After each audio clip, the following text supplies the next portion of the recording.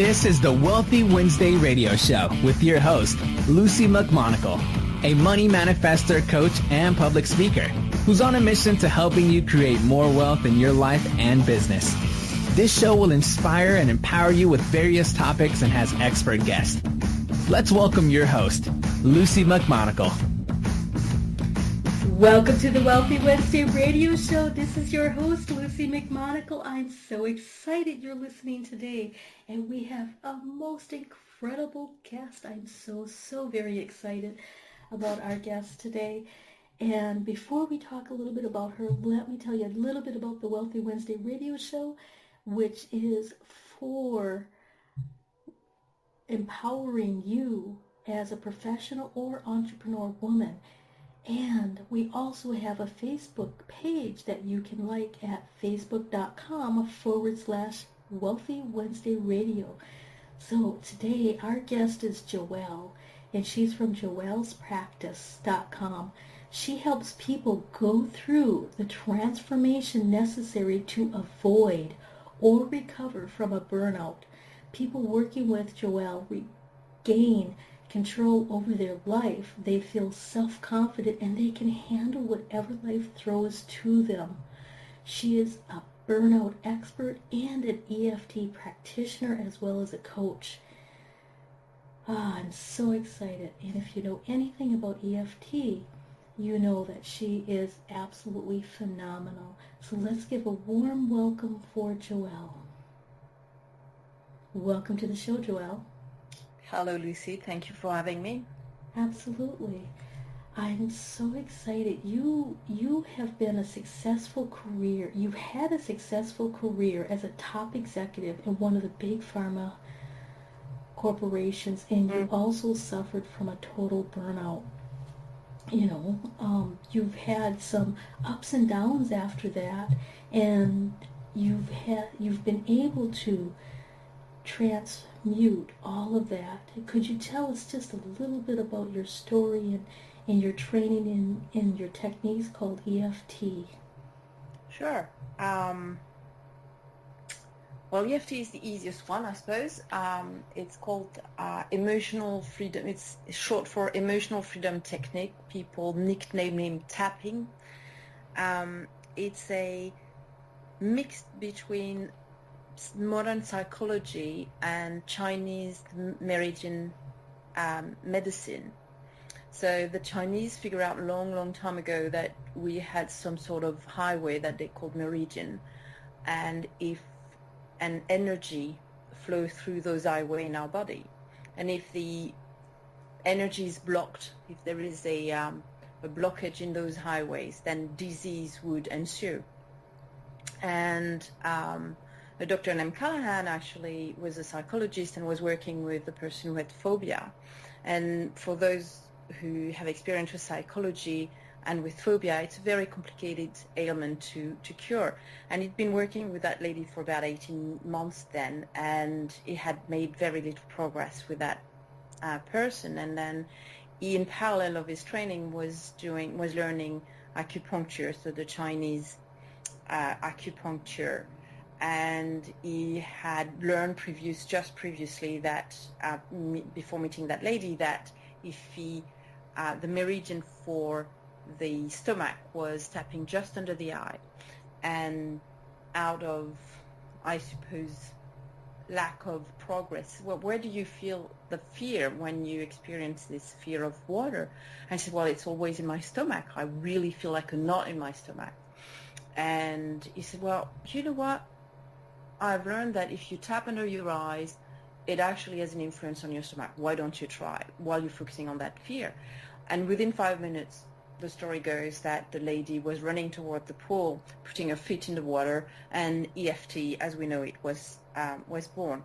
It was discovered that it was theorized that a negative emotion is basically energy that is kind of stored in our body and we can't let it go. And if you stimulate those meridian points that you have on your body, simply with your fingers, so it's no needle involved, thank you very much. while focusing on that negative emotion, you can release the negative emotion, you can release the energy, and you can then either remember the negative memory, but not the emotion attached to it. So that's what EFT is all about. If somebody had told me 10 years ago or a bit more that I would be an EFT coach, and I would be striving to help people, I think I would have laughed. I was the epitome of the driven executive ready to go and take over the world.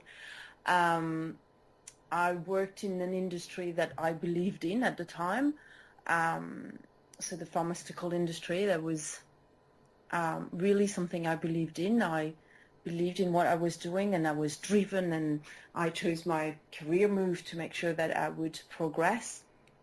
In addition to that, I had 3 children. I was what people would describe as the perfect perfectionist. What I didn't see coming was that it became harder and harder for me to be perfect at everything. Perfect at my job, perfect as a mom, perfect as a wife, perfect as, everything perfect was becoming a little bit too heavy. And then I remember one day after a conference in front of an audience, and my assistant came to me and said, "Joelle, don't panic, but your 2 years old is in hospital." And I was 24 hours away from her at the time, and I felt like I can never win. And for me, it was like of course, the 24 hours flying back toward the kid was the worst in my life, but it was like everything was shutting down, and I couldn't hold everything. All the balls I had in the air started falling, and after a week, Charlotte was fine, and I collapsed. And it took me a good year to really start picking up. I went really, really, really low. After the burnout, right after that, or in the wake of it, I developed depression. And it was a year that was not fun. I think I slept about 20 hours a day. And even though I slept 20 hours a day, I was still tired, and there was no way I could make better. I went through all the steps of a burnout. So I went from being completely perfectionist to being angry because people were not doing it the way and were letting me down, to collapse and feeling completely exhausted and having no idea how to cope, to being completely hopeless and helpless. I had no idea. I'd never been broken before. And I felt like, okay, I'm broken. I can't move. I can't do anything. It's too painful. But I don't like that. But they felt that there was nothing that I could do. And I felt like I was an utter failure. And it took literally to go at the bottom. I don't think there was anything left for me to decide after a year. I think there is always a point where you make the decision, and I had to be really, really low to reach the point where I said, that's it. I'm not going back there. I can't stay where I am now. I have a choice. I either let go completely, and I wasn't quite ready for that, or if it is not the choice, then I need to find a better way. And from that point forward, I started looking for other solutions. Clearly, the medical solution that I had been following for a year didn't work for me. And the traditional way of approaching a burnout and approaching depression wasn't working for me. The medication were not working. I was like, taking medication for, I think at some point I was under 8 medication at any given day. And there was no benefit to it except for making me more sick. So I started looking for other way. I thought that there must be another way. And I used my training in the pharmaceutical industry to start researching and to start looking for techniques. And I've did some really strange things, and I've done some things that were positive, others that were not so positive, and little by little I found that EFT was a technique that was really helping me, wasn't traumatizing me, and was helping me deal with all this anxiety and bad memories that I had that were keeping me awake at night. And I found other energy psychology techniques, and I found other way of dealing with my life, and I started rebuild myself. So in a way, I tend to say that I've had many lives. I've had the life of the successful executive, then I had the life of the burnout, broken person, then I had the life of the new me, where I rebuilt myself break by break, and I chose what I wanted to keep and what I didn't want in. And I've came to a point where I was strong enough to re-engage with the world, at which point, of course, life throws things at you are supposed to test you to make sure that indeed you learn your lesson. And we learned that our oldest was diagnosed with autism. I will remember the doctors looking at me saying, "Oh, that's not the right time." And I was looking at him like, "Yes, but we don't choose this kind of thing, can we?" So I took that on my shoulder, and we have been helping him ever since. And I didn't break. I didn't collapse. I didn't go back into depression.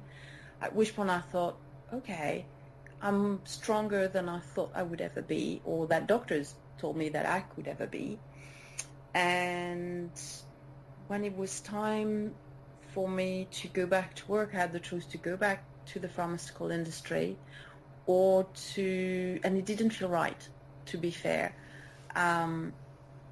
or to share what I had, share my experience, but also help others avoid what I went through.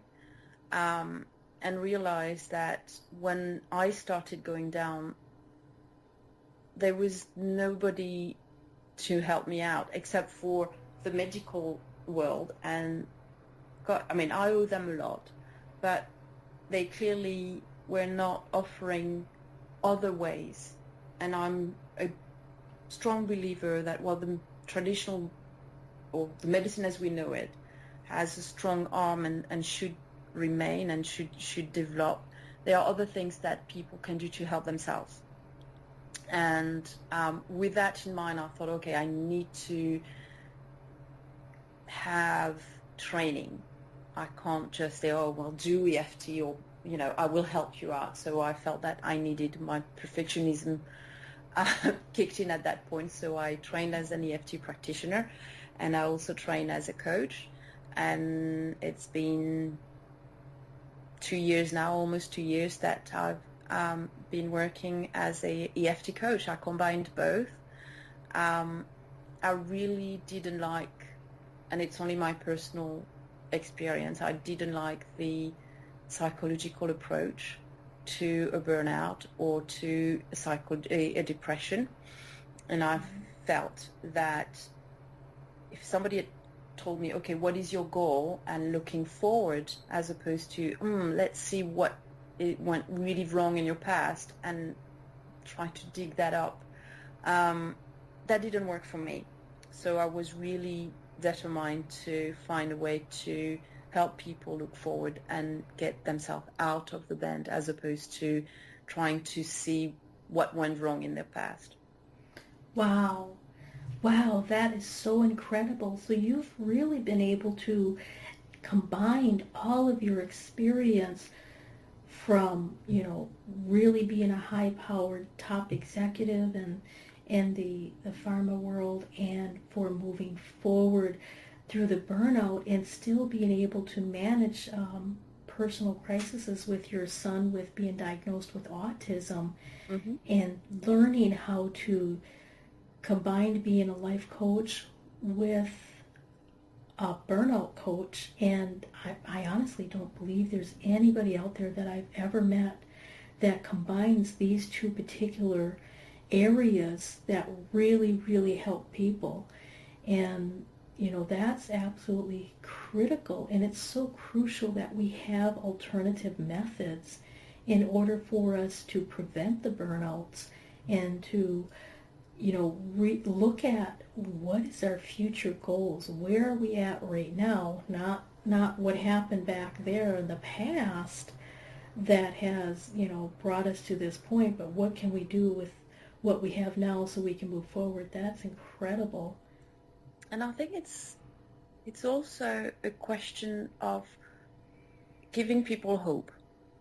And I know from experience that I was so fighting to get one day at the time that I had no way to look forward and say, okay, what do I want to achieve? What do I really want in the future? And how am I going to feel when I achieve that? I forgot that part. And once I regained that capacity to actually look forward to things, now it's a clear definition of being in depression or not being in depression, I completely agree. But I will always remember somebody asked me one day, I said, what do you do that makes Joelle happy? And it took me 6 months to asking myself that question every day, thinking, what do I do to be happy? I had no idea. Now, because I never stopped to smell the roses, as they say, in my previous life, but I drew a blank. And it was such a shocking, it's a simple question. It's a completely, benign question in itself. But for me, it was such a shock that for 6 months, I drew a blank. Until one day I said, oh, well, maybe, actually, I like reading books. And then little by little, I drew a bigger list, and I make a point every day to incorporate at least one thing that makes me happy every day. It's a choice. People say, oh, well, it's kind of fake. But we all have busy life. My to-do list I don't think my to-do list is smaller than when I was an executive. It's just a different list, but we all have to-do list and responsibility and places to be and places to go. And having that list and just remembering every morning, saying, you know what, today I'm going to do this, or I'm going to do that, or just remind me to stop and to breathe in and out and to literally smell the coffee and smell, look at the smile on the face of a child, or laugh at a funny ad, or whatever it is, just a blink of a second, just maybe, sometimes it's a little bit longer. It's such an invaluable tool that I've learned. But it just sometimes comes from giving hope to somebody to say, you know what, you have something that you're looking forward to. And that to me is very important. Oh, absolutely. It's extremely important. And, as women who are really high driven, most of us can tell you what makes somebody else happy. Mm-hmm. We can tell you what makes our children happy, what makes our partner happy, what makes our family and friends happy. Or you could extend that to what they want or desire out of life. But when you look at ourselves, we are so used to giving and giving and giving to other people and knowing exactly what they need, what they desire, and that we forget sometimes that we need to look at ourselves and choose ourselves for a little bit. And like you, it took me, I believe, 6 or 7 months to figure out what do I love to do? What do I love? And, basically that was asking myself, what makes me happy? And exactly. It's really amazing when you look at that. And such a simple question can completely change your world. And really, really actively looking for the answer and then starting to enact the answer once you find it is critical for having a balanced life in many areas. Yeah, and I find that a lot of my clients, men or female, or men or women, are not used to ask themselves that question, and the first reaction is, oh, well, I don't have time for that, or they feel guilty if they do it. And I like the idea of you can't give what you don't have. So you will be able to give, and I was the giver. I'm going to fix things. I'm going to take care of this. I'm going to moving forward, I was the one that would take care of everybody. And I never for 1 second, because I didn't think it was appropriate, to stop and say, okay, I need to give myself something. And I see it so often, especially with women, like, well, I shouldn't be doing that. I shouldn't be stopping and get a coffee somewhere. I shouldn't be, little things. It doesn't have to be big things, but even the smallest things, we feel guilty about it because it's like, oh, we're being selfish, when in reality we are recharging our battery so that we can give more. And that's, for me, it is the hardest thing to explain to people when they're going through a burnout. And if I'm lucky enough to get them, to reach them before the burnout, there is always this phase where people are pushing harder. They know they're not going anymore where they should be, but they think if they push harder, if they try harder, if they give more, they will get over the bump and they will get out of the trouble. And it's the hardest part for them to realize that actually they're running on empty. And so in order for them to continue running, in order for them to continue giving, they need to stop, and they need to rest, and they need to give something to themselves. And it's the hardest part. It is. It is one of the hardest spots, especially when we're really busy these days and we have a to-do list that lasts into days, into weeks, into months. And, some of us actually plan out our entire year before the beginning of the year. And, sometimes we forget to leave space in for self-care. Yes. But self-care is most often, I found, like, especially in today's society, and I know I was like that, so I smile when people say, oh, it's a bad word, self-care, who has time for that? And I was the first one to, I think I would have laughed if somebody said, have you ever heard of self-care? I was like, yeah, right. When I have time, in a year time, when I achieve this, when this project is finished, when my kids are better, when the excuses are endless. And nowadays, like, no, you don't understand. It is a priority. Exactly. You do it, and you will be able to be more present. You'll be more efficient. You will be able to actually push harder, go further, but you have to take the time. And it's even today, and I'm the first one to sometimes have to say, sorry, no. I have to break. I have to stop. I have to, it's a habit, but it's such a quick one to break. That's so true. That is so true. And really being on the side where you can say, I need to fill up my cup so that it's overflowing so I can fill up your cup, is one of the hardest things that many women really have to discover how to do. But it's the most crucial, because in this society we are taught that if you're having a hard time, you leave your personal feelings at home. If you're going through something, that doesn't matter, just get the job done and push through it, and grin and bear it, and all of these conditioning belief systems that we've that's the norm. We grew up with them. It's on the TV, it's on in the magazines, be tall, be thin, be this, be that. And none of it says look inside.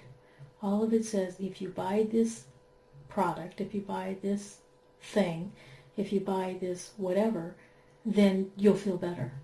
And it just leaves us more and more empty as we're running from one spot to the next, trying to fill that void when it's really us not looking within, us not looking at self-care, and not acknowledging that we're burning out. Mm-hmm. But I have found that when I try to explain, when I started, I used to say, "Oh, I'm the stress expert," and people were looking at me like, "Well, we all have stress." And then I realized that people consider it's almost like a badge of honor. Well, we're stressed because we're busy, because it makes us feel important. It makes us feel significant in a way. And for me, it was such a traumatic experience to go through that level of stress and then break down. It's like, you don't understand. You don't want that to happen. And I had to actually change my wording and go to the burnout, actually call a cat, as we say in French, and say, well, I went through such a high level of stress that it wasn't a badge of honor. It destroyed me. And I went through a burnout. And what you're experiencing is either going through a burnout or you're heading towards the wall.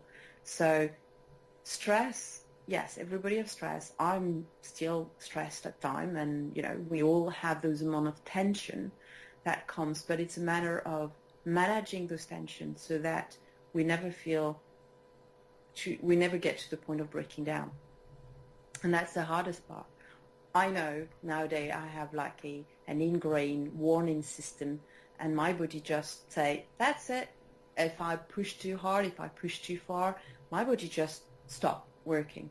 And it just says, it's time for you to go and sleep. And I've learned over the year to listen to my body and say, you know what? I'm going to sit and take a rest and drink some tea or drink whatever, just to take a break. But it is such a hard thing to do. I had to go through the experience that I went through to be able to recognize the sign. But I still happen sometimes that my body is just saying, that's it, and it makes me feel physically sick in order to really ring the bell. And I know at that point I've gone too far.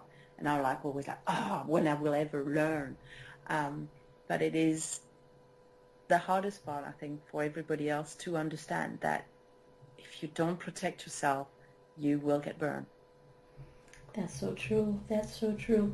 We're coming up on our time to honor our sponsors, and I wanted to ensure that people know that you have this incredible program that's 12 weeks to self-confidence, which is combining tapping and life coaching techniques to create the most efficient and effective transformation for your clients. And they can find you at your website at Joelle's Practice. That's JoellesPractice.com. Is that correct? That's correct. Absolutely. And if they send you an email at contact@joellespractice.com, and if they put WWRS October 2015, they will receive 2 free tapping sessions. Is that correct? Yes, that's absolutely correct. Wow. It's kind of there is one session with more of a strategic session, so try to establish the ground, where the person is at and where they want to be. And it's a fun session because they usually say, oh, I don't know where I want to be or where I can be. And it's fun to actually get people to say, okay, if you had a magic wand, what would you want and where would they be? And then the second session is an introduction to EFT and to address their most pressing problem, and to discover the power of EFT and the simplicity of it, and also the efficiency of it. Wow. And I personally use EFT, and it has helped me overcome so many different things. So, having 2 free sessions with a professional is absolutely crucial. So be sure that you email Joelle at contact@joellspractice.com and go to her website and check out her 12 Weeks to Self-Confidence. That's joellspractice.com. So we're going to honor our sponsors and we'll be back shortly.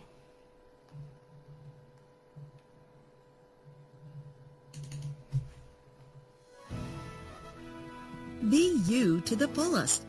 That's beautiful. And it is the secret to living your life on purpose.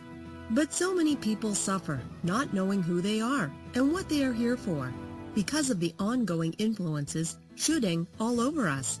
Are you ready to break free, take back your power, and discover exactly what makes you, you? Your Own University is the #1 online self-awareness community, here to help you confidently know yourself and step into your ideal life. Our directory is full of highly qualified personal coaches that have helped over 100,000 women from all over the world transform their lives inside and out. Come fall in love with yourself and discover true fulfillment at yourownuniversity.com. The It's Your Turn radio show with Denise Dominguez is on every Thursday at 6 p.m. Eastern. Join Denise Dominguez, an empowerment and relationship coach, as she invites experts on for interviews and how they help women with their knowledge and expertise to break through that stuck space you're in. You'll learn tools and techniques to move forward in life with confidence and clarity that Denise will share with you. Listen every Thursday at 6 p.m. Eastern by going to blogtalkradio.com/yourownuniversityradio.com. The It's Your Turn radio show with Denise Dominguez. From the best-selling author of From Bondage to Happiness, Antika Lisha will personally walk you through her new program featuring her Radical Forgiveness Freedom Formula. This is for you if you are ready to once and for all be released from the chains of past abuse and take your power back. Radical Forgiveness is a 5-week step-by-step system to release the chains of a traumatic past, trapping in fear, reactivity, and stress, and gently free you, allowing you to take your power back and claim your beautiful life. Get instant access to your first video and a free 60-minute discovery session with Antika herself, a $250 value, at antikalibby.com/radicalforgiveness. Luci McMonigle is an abundance breakthrough success coach, enabling ambitious women just like you to increase your income, uncover your money saboteurs, and create more happiness in your life. Sign up for a complimentary abundance breakthrough session with Luci at her website, lucimcmonagle.com.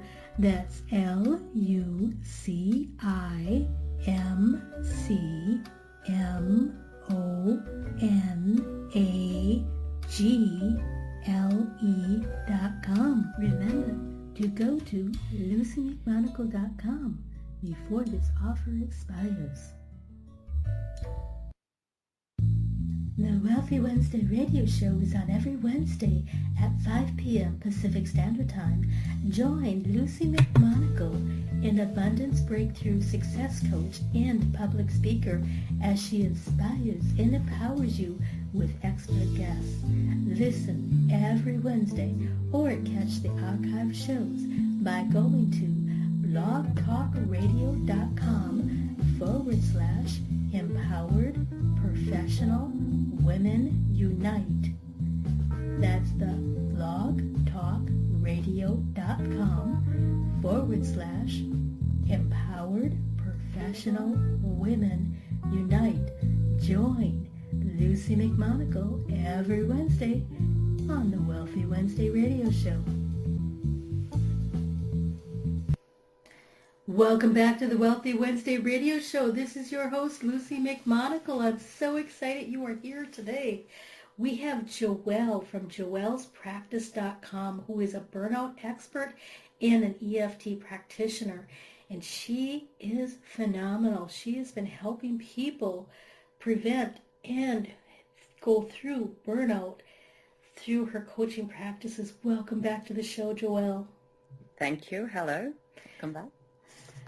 We were talking about your experiences as going through the burnout, and I'd like to know, what is one of the impacts of a burnout from a personal point of view, but also from a company point of view? Well, the obvious, and I think the short sight point of view, is from a personal point of view. From a personal point of view, the individual go from working at or functioning at what seems to be 200% to working at, if they're lucky, 10%, if they're less lucky, 1 or 2%. And for weeks on end, that individual doesn't have the physical energy, let alone the mental energy, to function. The only thing that the person can do is sleep and rest. Now, that has a cost, a personal cost, because during that time, well, everything the person has responsibility for goes out of the window. So the job goes out the window, but the personal responsibility also, the children, taking care of the children, taking care of the house, taking care of any aspect of your life go out the window. And it can take, in my case, it took a year, but it can take weeks and months to actually recover and regain this physical strength, and with that comes the emotional strength to re-engage with life. That is the personal life. So it will have consequences. It will have a ripple effect throughout the whole family, throughout the family unit, whether it's the children, the husband or the wife that has to take over the responsibility that were held by the partner. It's endless. But from a company point of view, and that has always baffled me, is that if a team member goes through a burnout, that means that the person held likely a job in the team, had a role in the team, and suddenly that role is open, is vacant, and somebody has to take over. Because one can assume that the project was running high, and I will talk from my experience. I know that I was responsible for a team, so that my team lost their leader. I was also engaged with a worldwide team, and I had responsibility to deliver a certain element to the launch of a product. And overnight, well, my knowledge, my expertise, my understanding of the project disappeared overnight. And I can tell you that that put an enormous stress on everybody on my team, whether it was the people below me that were working for me, because they had to suddenly jump up to my level and try to put together all the aspect of the project that I had in my head or that I had in presentation. But if you try to step into somebody else's shoes, it doesn't feel right. And so they were not delivering the way I would have delivered it, not because I was better at it, but simply because a lot of your experience and your expertise is in your head. It's not on paper, it's not in a presentation. But my role within the team within the launch team, the team was completely blind from my perspective. Suddenly they went dark. And when you're in a team, you're as important as anybody else. Now, usually burnout people tend to believe that they are the key. Now, I'm here to say I wasn't the key member of the team, but I was certainly an equal member of that team. And suddenly they were blank in my expertise, or in my area of expertise. And it took 3 months for somebody else to be able to be running with the project in the same way I was running it. And it impacted the launch of a product worldwide. It's not that I was key to the product, but it's that I was running and then suddenly I wasn't there, and it took some time for somebody else to be able to be up to speed and run with the team and understand all the different element of the project, of the team. And the impact literally were delays in the launch of the product, were delays in income for the company. It was a large pharmaceutical company. It cost them a lot of money. And that is something that is difficult to explain to people running companies, is that when your team member breaks down, have a burnout, it's not that they're weak. It's that they are, they've been run to the mill. Something wasn't right, and they were not able to express it, but it will cost the company. So I quite often meet people say, "Oh, my boss doesn't want to see it," or even speaking with CEO, when you explain, say, "Well, you know what? You have a high rate of burnout. If you don't address it, it is going to cost to affect your bottom line." And they find it quite difficult to explain it. Now, I'm lucky, it's my job, or it used to be my previous job, to explain the cost of those effects. And so people are always like, "Oh, really? Oh, I never thought of it like that." But it has a cost. It's not so much that you're going to have to pay for that employee being on sick leave. It is that that employee was running a project, was running, had a role in your company, and you're going to have to replace that person short notice for a long period of time, and it will have an impact on your bottom line. And that is, for me, the key element to try to get an awareness and to get an understanding and a management of people. There are signs that somebody's going through a burnout, and it's important from a company point of view to recognize those signs and encourage the person to say, take a break, and encourage the managers to say, you need to manage, you need to take a break, you need to find, and maybe even force the people to take that break, not from or you're sacked or you're pulled back, but saying, you need to take some holidays, you need to have a hobby, you need to encourage the person to actually have a life outside of work. Wow. So what are some of the telltale signs that you were talking about?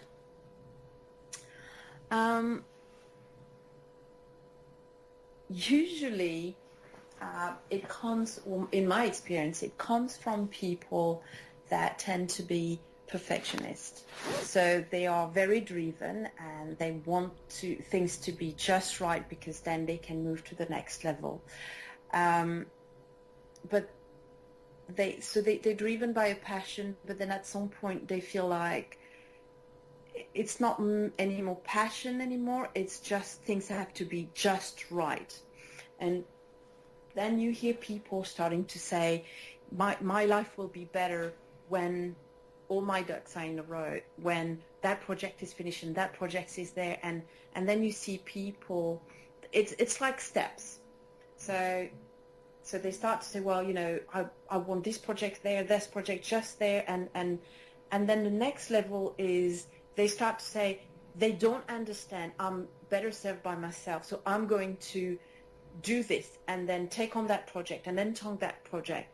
And not, there is kind of a centralization of their responsibility in a way, and especially in teams, it's quite often the case. You have people who suddenly are unable to delegate when they've always been able to delegate, to work in team, to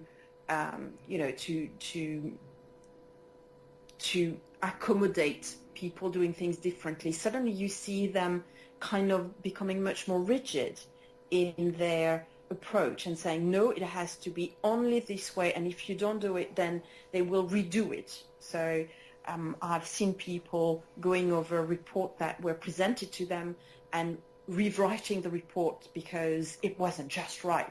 And they don't have time to rewrite the report, but they felt that it would be the end of the world if it wasn't just right. The next step is people are becoming increasingly angry, enraged, and they seem like light fuse. Their team start to walk on eggshell, or people around them work on eggshell, because they really don't want to trigger the fuse and have an explosion in their ends. When 6 months prior, or even 3 months prior, those same people were easygoing, probably not, but mellow or calm. And that usually there isn't, after that step, something has to give. That's usually when the burnout happen. They either realize that they can't continue like that it is not right, that they can't be angry at the world for simply being the world, or they snap and they usually fell over on the other side. Wow. Well, we have just about 10 minutes left for the show, and I wanted to know, could you give us a couple of examples on how EFT can help somebody avoid total burnout, or maybe explain just briefly what you mentioned. Some of the tapping points is underneath the eyes, and that correlates with the stomach. What are the other tapping points, and what can somebody do to avoid the burnout using EFT? EFT is a fantastic tool to actually reduce the overall stress level. It was demonstrated in studies that by stimulating those tapping points, and it would be a bit complicated without a diagram to explain the 9 points. There is actually 9 points on the body. One is on the eyebrow point, so between where your eyebrow meets your nose. The other side is on the side of the eye, just on the bone on this side of the eye. One is under the eye, on the bone also, but just under the eye. You have one under the nose. You have one on the chin, on the crease of the chin. You have the collarbone point, so literally tapping on the collarbone. You have one under the arm, so that one is easy for the ladies because they can tap on the bra strap. For the gentlemen, it's literally aligned with the nipple. And then the last point is on top of the head. If you stimulate those points, what has been scientifically demonstrated is that it has a direct effect on the fight or flight response, which is shown as MRI in the brain, in the amygdala part of the brain, which is the stress center. And literally by tapping, the stress center kind of switch off. So by simply tapping whenever somebody feels, I want to say stress, but out of control, and feeling like they can't do everything, there is not enough hours, and there is all that long list of to-dos, and everything is important, and there is nothing I cannot not do. Just tapping to reduce that feeling of feeling overwhelmed or out of control will help tremendously. On the earlier stage, so when you are feeling that you have to do things just perfect, it's easy. I always stop asking, what happens if it's not perfect? And quite often that need for perfection hide under an underlying fear. And then it's easy to actually go to that fear and say something along the line, even though I'm fearful that if it's not perfect, something terrible is going to happen to me. I might be fired. If I'm not perfect, I might be fired. And just tapping, if I'm not perfect, and repeating just that fear, you will feel that fear going down. And quite often, it's kind of like peeling the onion. So you tap on the first fear, this first fear disappears, and below that first fear, there is another fear or another point of worry. and depending on where the people are in those steps. So if it's just a matter of being too perfectionist, there are some people who will go their whole life being perfectionist and never going through a burnout. You have some people that become perfectionists because it's a drive, or for fear of being a fraud. I know that was a huge fear for me, that people would actually notice that actually I had no business being where I was, which makes me laugh now, but at the time it was a real concern for me. And if I had known EFT at the time, I would have just tapped, even though I feel that I'm a fraud, I'm okay now. And I would have realized sooner rather than later that actually my boss were not stupid. They had chosen me, and they had given me those responsibilities because they knew and they believed in me, and therefore I didn't need to be so worried about that. But sometimes we don't have that clarity and that ability to take a step back and say, well, no, that fear doesn't belong here.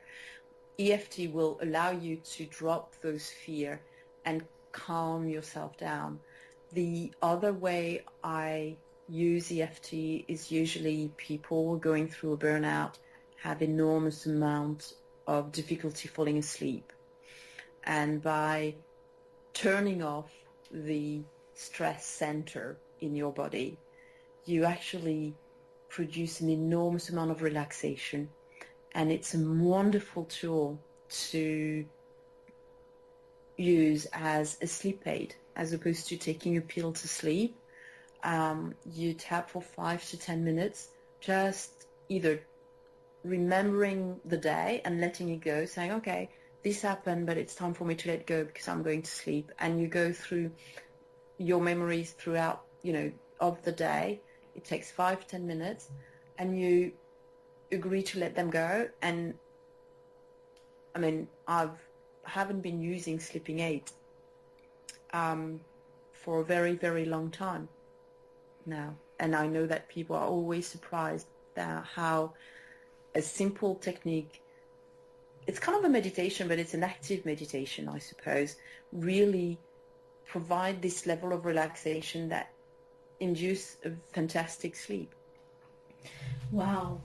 I never thought of using EFT to help myself sleep, but I will definitely consider that should I have a restless day where I cannot sleep. And that would have been so beneficial when I was going through my burnout after 20 years in healthcare and, being on call 24/7. So I wanted to make sure that everybody is aware that you have this incredible program. It's the 12 Weeks to Self-Confidence, where you combined tapping and life coaching techniques to create the most effective transformation for their lives. And they can get a hold of that program at your website at www.joellspractice.com. And they can also find you on Facebook at facebook.com/joellspractice.com. I think it's just Joelle's Practice, yeah. Joelle's Practice after Facebook. And for the special gift for only our Wealthy Wednesday radio show listeners, Joelle is offering 2 free tapping sessions, and all you have to do is send her an email at contact@joellspractice.com, and in the subject line, make sure you put WWRS October 2015, and you will be able to claim your 2 free tapping sessions with her. Is there anything you'd like to quickly tell the audience? We have about 2 minutes left. No, I think that I'm passionate about my 12 weeks to a self-confidence program because the transformation is quite amazing, and the personal transformation. I think I fall in love with all my clients simply because they are striving and they are flourishing, and they laugh at themselves at the end of the program thinking, gee, how could I not see who I was before And I'm always so proud of my clients because they just reclaim themselves, or they rediscover who they were meant to be. And for me, it's the most amazing thing to be able to witness and to be part of. So I'm truly encouraging people to join us, because it's it's a journey for me to start a program with my clients, and it's a joy to help them to be a support for them through that program. Wow. Being able to reclaim and regain your self-confidence when your life might be feeling like it's a little bit out of control, and having a step-by-step help to help you redefine where you are and where you want to go, so that you can truly and really have the happiness that you desire and deserve is an amazing program. So thank you, Joelle. I'm so excited you've been on the Wealthy Wednesday radio show, and I would like to thank our audience for listening to the Wealthy Wednesday radio show, and to be sure to check out joellespractice.com and check out her free gifts and get a hold of her. She is absolutely phenomenal, and she will really help you prevent burnout. So, well, thank you, Luci, and thank you for having me on your show. Absolutely. So until next time. Thanks for listening to the Wealthy Wednesday radio show with Luci McMonagle. That's on every Wednesday. Join us next time for more inspiration and empowerment from various topics and expert guests. To personally contact Luci McMonagle, visit LuciMcMonagle.com. That's LuciMcMonagle.com. Until next time, many blessings.